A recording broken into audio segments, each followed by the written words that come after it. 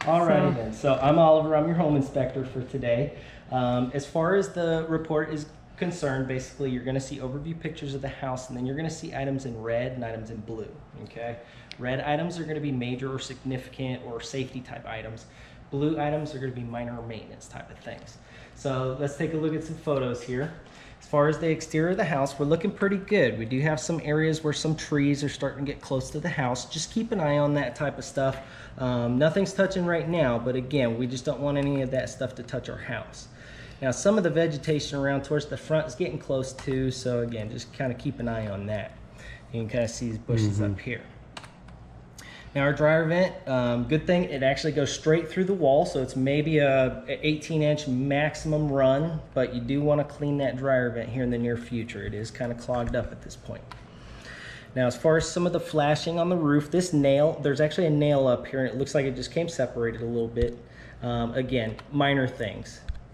Now as far as our exterior walkway, this is actually back by the back porch area. You can kind of see near the steps, we do have some chip block. Kind of same thing right outside of the slider door, but it's not down to the actual surface. It's just a little chip.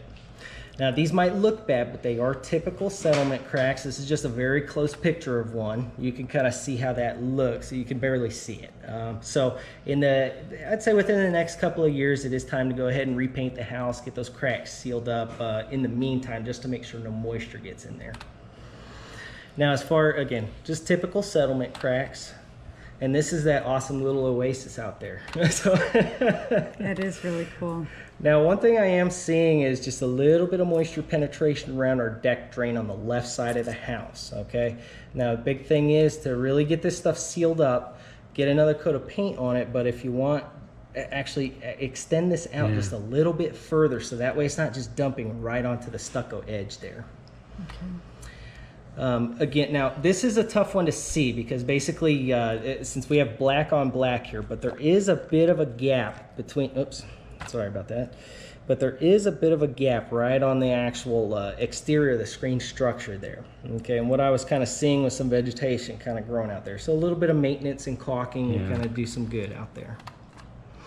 Now I took this picture with a purpose. Basically I did notice some loose or lifting type pavers out here on the patio area.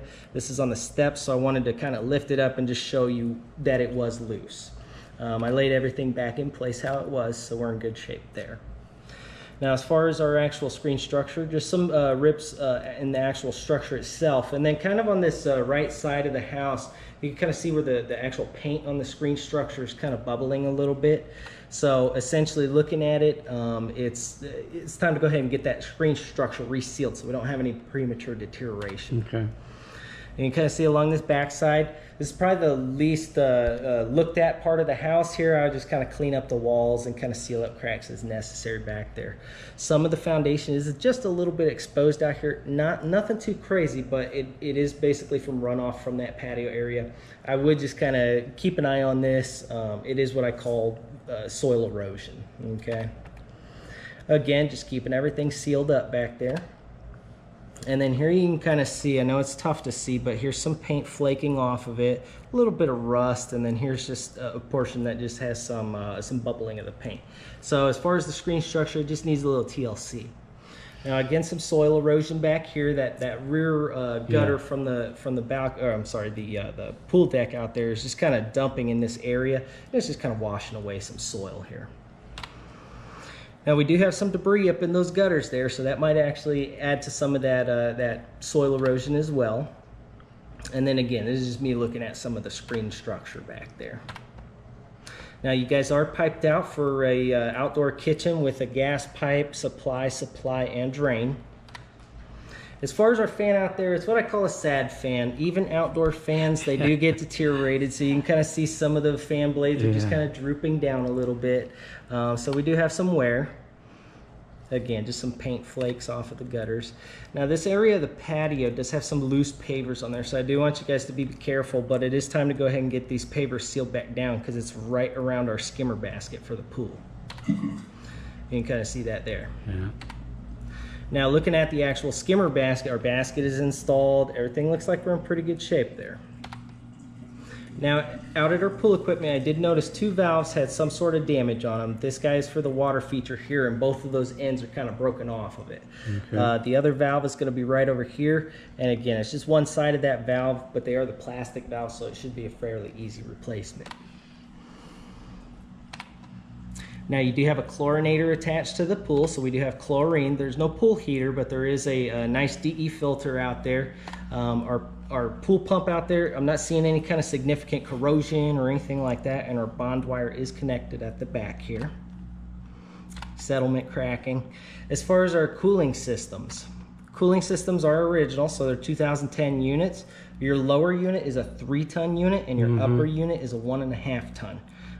Both systems had corresponding tonnages and ages on them as far as heating and cooling. Right. So looking good here. They are straight ACs, so when the heat's on, that stuff's not going to be moving out there. Now you can see it's probably time to get those systems serviced though. Now one thing I did notice with that upper unit there is we just didn't quite get to our 14-degree differential. We got to about 10. Okay, so in that case, it's working, but we want to see a servicing or something done so it does get to that minimum standard there. So again, just looking at them, here's our second unit, this is the 2010. That 18 right there does indicate that it is a 1.5 ton unit. Here you can kind of see again, insulation on the refrigerant lines is just a little bit deteriorated. Now our condensate line out on the right side of the house here, you can kind of see it's kind of buried in the mulch. I kind of pulled it up a little bit so that system could kind of drain out a little bit better. I think this is to system number 2, and the only reason I say that is because there was a lot of rust up in the drain pan. No water, just rust.